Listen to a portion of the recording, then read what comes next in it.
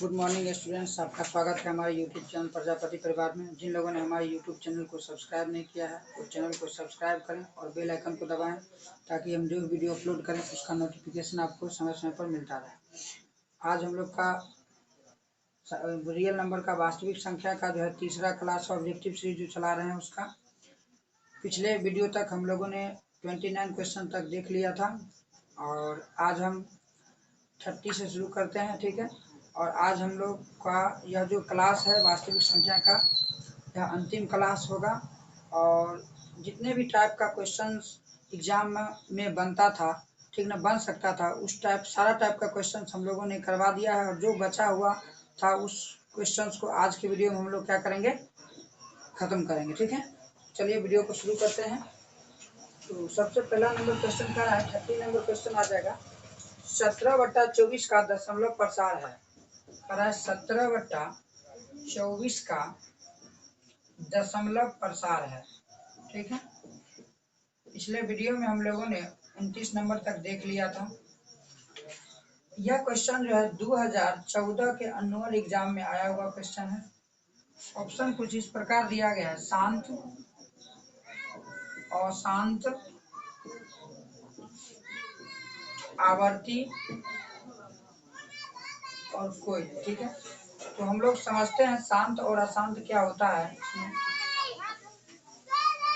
किसी भी भिन्न के हर का गुणनखंड अगर 2 और 5 के रूप का होता है, ठीक ना, या 2 और 5 के दोनों के रूप का होता है, ठीक ना, तो उसका दशमलव प्रसार क्या होता है, शांत होता है। ठीक ना, कोई दिक्कत?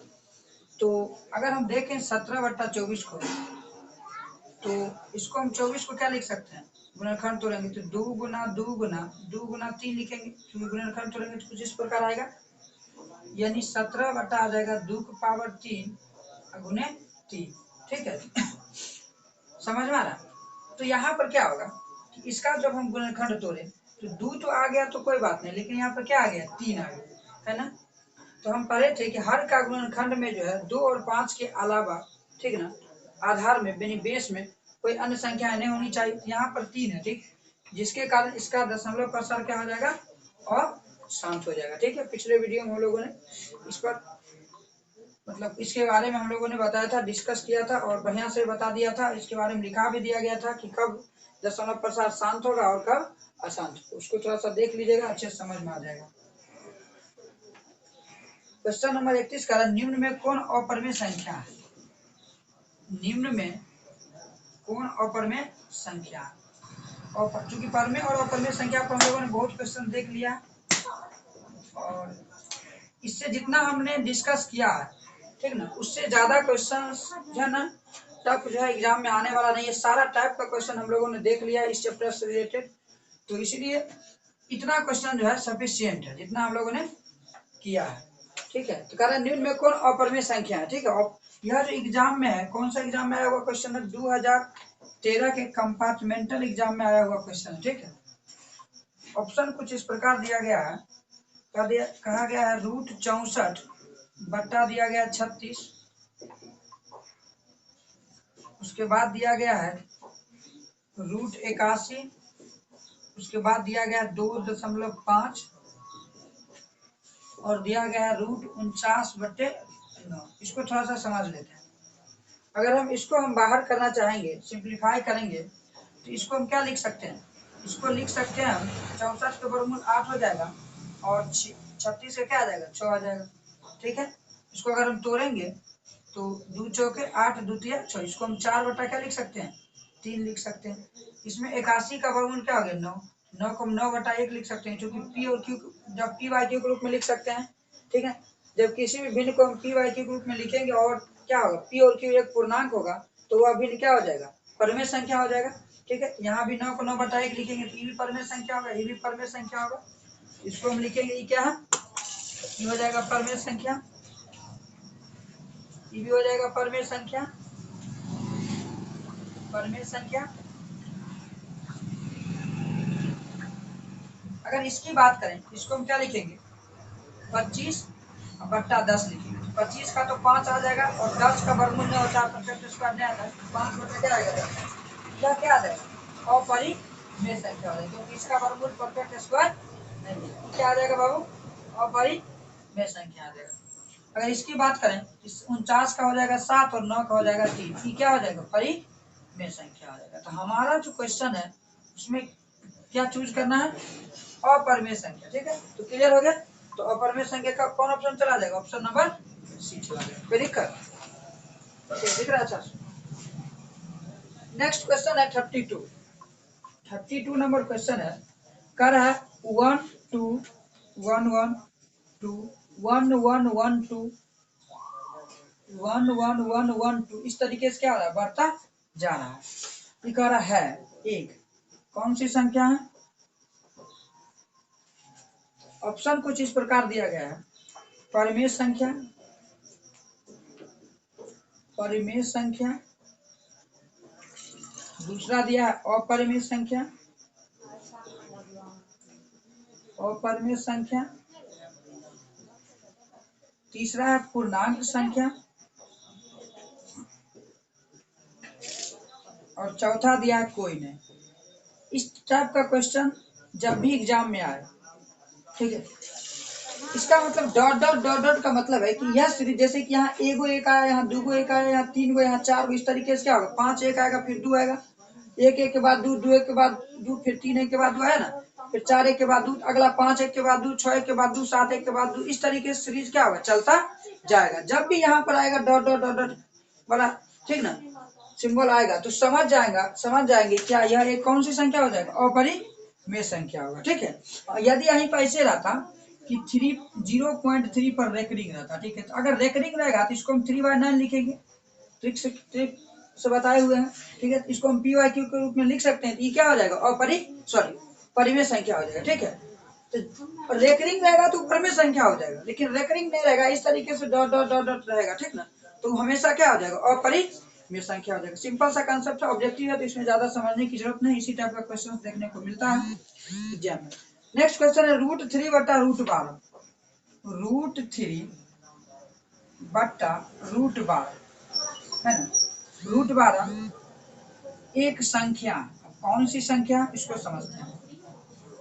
एक संख्या, यह क्वेश्चन 2012 के कंपार्टमेंटल एग्जाम में आया हुआ है। ठीक है, ऑप्शन कुछ इस प्रकार दिया गया है। परिमेय संख्या, परिमेय संख्या, बी में दिया गया अपरिमेय संख्या, दिख रहा है? अच्छे से दिख रहा है? सी नंबर में है पूर्णांक और डी नंबर में है कोई नहीं। कहने का मतलब क्या है? संख्या कौन सी होगी? पहले हम इसको सिंप्लीफाई करेंगे। √3 को तो √3 ही लिखेंगे, इसमें तो कोई परिवर्तन नहीं होगा। लेकिन √12 को हम जब लिखेंगे क्या लिखेंगे? तोड़ेंगे गुणनखंड, तो 2 गुने 2 गुने क्या आएगा? 3 आएगा। ठीक है, कोई दिक्कत? जब इस तरीके से आएगा तो 2 2 है तो बाहर आएगा, तो 1 2 बाहर आ जाएगा, 3 1 के होगा तो बेचारा कहाँ रहेगा? अंदर में ही रहेगा, रूट के अंदर में। अब क्या आ जाएगा? √3 से √3 कट जाएगा, आ जाएगा 1/2। जब 1/2 आए, इसका हम PYQ के रूप में लिख सकते हैं कि नहीं लिख सकते हैं? जब PYQ के रूप में लिख सकते हैं तो कौन सी संख्या हो जाएगा? परिमेय संख्या। समझ में आ रहा है कि ना? अब ऐसा नहीं एग्जाम में देख लिए कि 3 का वर्गमूल परफेक्ट स्क्वायर नहीं होता है और 12 का भी परफेक्ट स्क्वायर नहीं होता है, तो हम अपरिमेय कर देंगे, गलत हो जाएगा। वहाँ जहाँ पर सिंप्लीफाई करने की जरूरत है वहां करके तब चेक करेंगे, ठीक ना। हर बार में ऐसा नहीं समझना है कि √12 का 12 परफेक्ट स्क्वायर नहीं है तो ये अपरिमेय हो जाएगा, ये भी अपरिमेय हो जाएगा, तो अपरिमेय अपरिमेय होगा, तो ऐसी कोई बात नहीं है, ठीक ना। जब सिंप्लीफाई करने वाला होगा तो करके देखेंगे और उसके बाद पता लगाएंगे कि परिमेय या अपरिमेय। ठीक है, कोई दिक्कत? समझ में आ रहा है कि ना आ रहा? ठीक है, उसके बाद क्वेश्चन दिया गया है 34 नंबर। 34 नंबर क्वेश्चन जो है कह रहा है यूक्लिड विभाजन एल्गोरिथ्म दो धनात्मक पूर्णांकों को यूक्लिड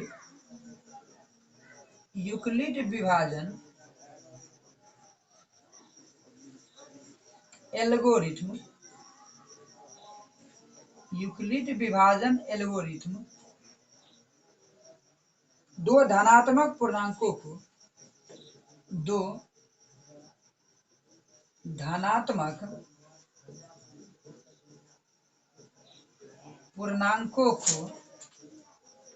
निम्न में किसे परिकलित करने की तकनीक है? निम्न में किसे परिकलित करने की तकनीक है?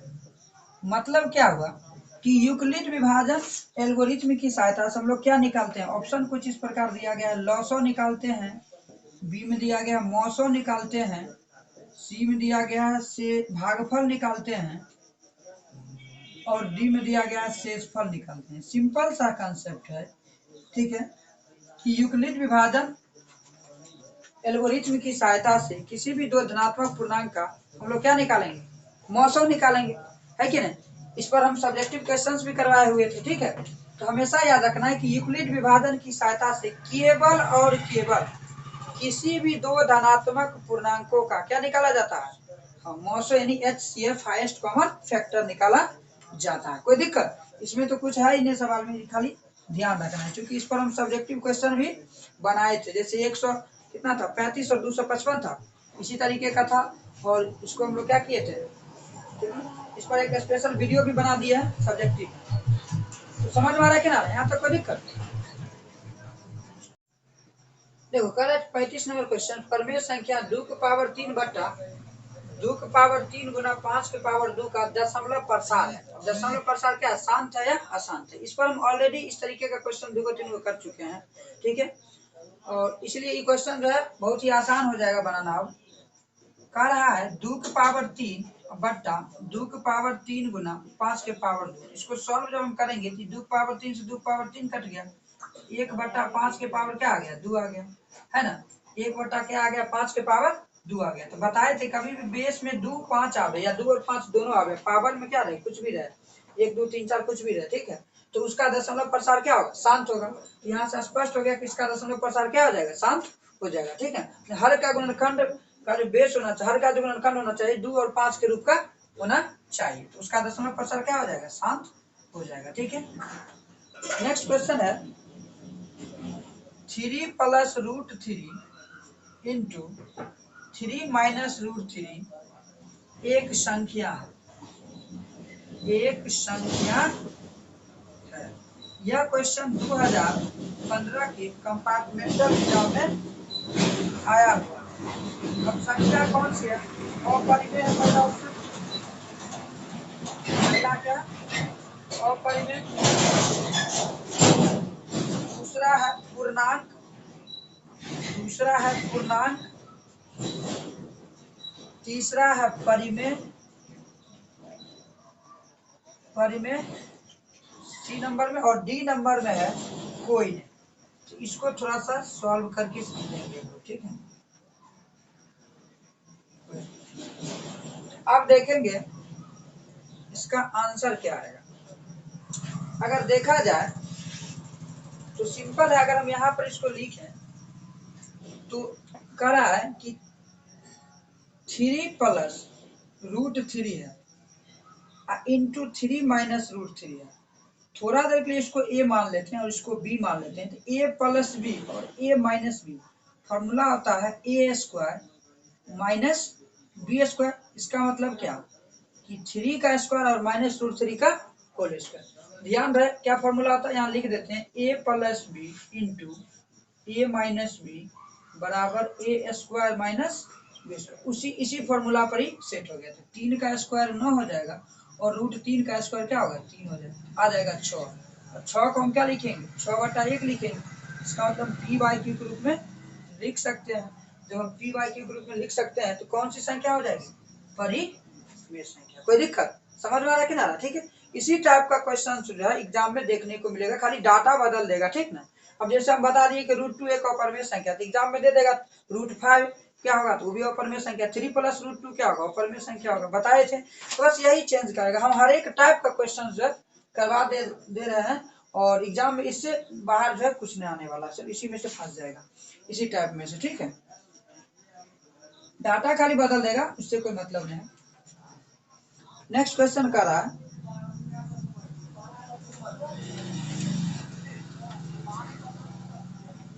कि 1440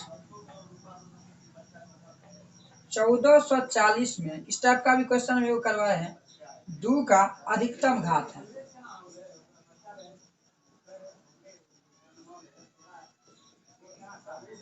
अधिकतम घात है। अब 2 का अधिकतम घात क्या होगा उसको समझते हैं। 2 दे दिया गया है, 3 दे दिया गया है, 5 दे दिया गया है और कोई नहीं दिया गया। इसका मतलब क्या है कि सबसे पहले हम क्या करेंगे, 1440 का अभाज्य गुणनखंड करेंगे, ठीक है। तो 2 से जाएगा, क्योंकि अंत में 0 2 4 6 8 रहेगा तो सब 2 से लगाएंगे। 2 7 14, 2 2 4 और 0, फिर 2 चला जाएगा तो ये हो जाएगा 360, समझना है। फिर 2 से जाएगा, चूंकि 0 है ये 180, फिर 0 है तो 2 से चला जाएगा 90, फिर 0 है तो 2 से चला जाएगा 45। अब क्या होगा, कितना से जाएगा। अब देखेंगे यदि अंकों का योग, ठीक है, अंकों का योग 3 से अगर विभाजित होगा तो संख्याएं भी क्या होती है, 3 से विभाजित होती है। विभाज्यता का नियम कहता है। तो 5 4 9, 9 3 से विभाजित है इसलिए 3 से चला जाएगा, 15 तिया 45, फिर 5 1 6 गया, 6 3 से विभाजित है तो 3 से चला जाएगा, है ना, 3 5 15। अब यहाँ पर हमको समझना है, क्या समझना ये है कि 1440 जो है वो किसके बराबर हो गया, 1 2 3 4 5 गो 2, मतलब 2 का पावर 5 गुना 3 2 गो 3, 2 3 को पावर 2 और 5 क्या 1। यहाँ से मेरा क्वेश्चन कर रहा है कि 1440 में 2 का अधिकतम घात क्या होगा। 2 का अधिकतम घात कितना है, 5 है, तो आंसर आ जाएगा मेरा 5। यहीं पर पूछता 3 का अधिकतम घात क्या है, 3 का आ जाता 2, है ना, समझ में आ रहा है कि ना, कोई दिक्कत। तो यहाँ का आंसर मेरा क्या चला जाएगा, ऑप्शन नंबर सी चला जाएगा, 5, C number option correct answer है, कोई दिक्कत, ठीक है। क्योंकि 2 दूना 4 दूना 8 दूना 16 दूना 32 तिया 96, ठीक है, और फिर इसको 5 दिया 15, 96 को 15 से गुना कर लोगे तो 1440 आ जाएगा, ठीक है। तो ये हो गया इस टाइप का क्वेश्चन। 37 नंबर 38 नंबर क्वेश्चन कर रहा है,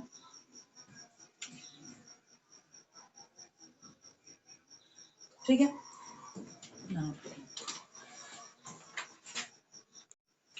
38 नंबर क्वेश्चन है, संख्या 23.43 पर रेकरिंग को पी बाई क्यू के रूप में, ठीक है, मैंने प्रकट किया जा सकता है, जहां पी क्यू क्या है, पूर्णांक है और Q does not equal to 0। तो जब भी इस तरीके का सवाल आए, ठीक है, इसका एक शॉर्ट ट्रिक क्या, जैसे सवाल दिया गया है 23.43 पर रेकरिंग, ठीक है, 2 संख्या पर रेकरिंग, तो सबसे पहले क्या करना है, जो संख्या है उसको लिख लेंगे, दशमलव को भूल जाना, पहले लिखेंगे 2343, ठीक है, लिख दिए, समझ में आ रहा है, इसका ट्रिक है, ट्रिक समझना। अब उसके बाद माइनस में क्या करेंगे, जिस अंक पर रेकरिंग नहीं होगा उसको क्या करेंगे, घटा देंगे। 23 पर रेकरिंग नहीं, घटा देंगे, बट्टा कै गो अंक पर रेकरिंग है, 2 अंक पर, तो नीचे में 2 गो 9 लिख दिए, तो हमको घटाने के बाद कितना आ गया, 2343 में से 23 घटा देंगे, कितना बचेगा 2320 बटा क्या आ जाएगा 99, ठीक है, ठीक है। तो कौन ऑप्शन चला जाएगा, ऑप्शन नंबर 2320 बटा 99, ऑप्शन नंबर ए। कोई दिक्कत, इस ट्रिक को याद रखना, ठीक। हाँ, अगर यहाँ पर ये भी पूछ सकता था कि 23.43 संख्या है, कौन सी संख्या, पर में या अपर में कि कौन सी संख्या, तो यहाँ पर क्या जवाब देते, क्योंकि जब भी रेकरिंग आ जाएगा तो दिमाग में हमेशा सेट करके रखना है कि कौन सी संख्या होगी, पर में संख्या ही होगी, क्लियर, ध्यान रखना, क्योंकि ऑब्जेक्टिव बना देना है तो हमको थोड़ा सा समझना पड़ेगा ना, आराम से देखेंगे और मार देंगे। सॉल्व करने के लिए कैसे आया, इसके लिए जो ना मैं स्पेशल वीडियो बना चुके हैं, ठीक है, उसको जाकर थोड़ा देख लीजिएगा। 39 नंबर क्वेश्चन कर रहा है कि महत्तम समावर्तक गुना महत्तम समापवर्तक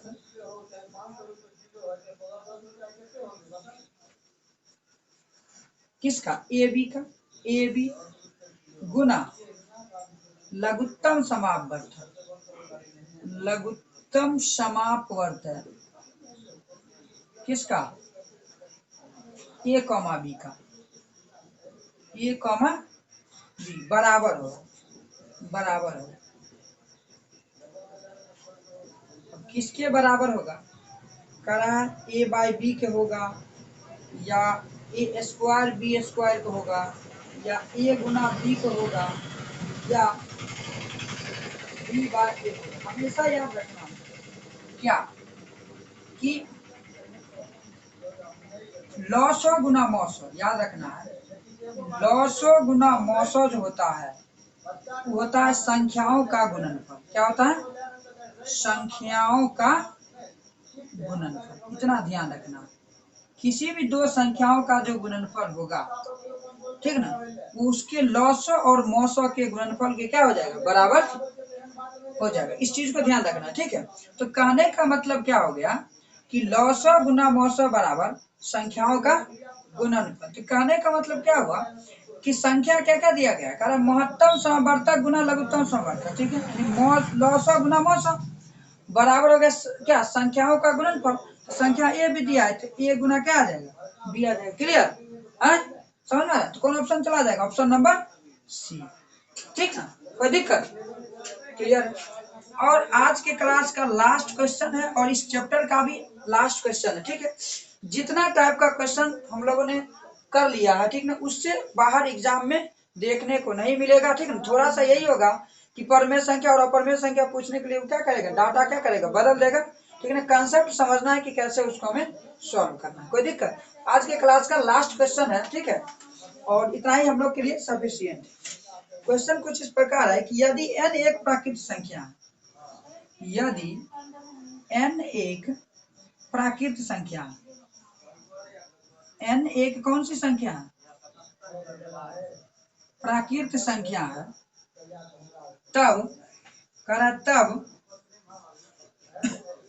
रूट n है, रूट n है। क्वेश्चन जो है 2018 के एनुअल एग्जाम में आया हुआ।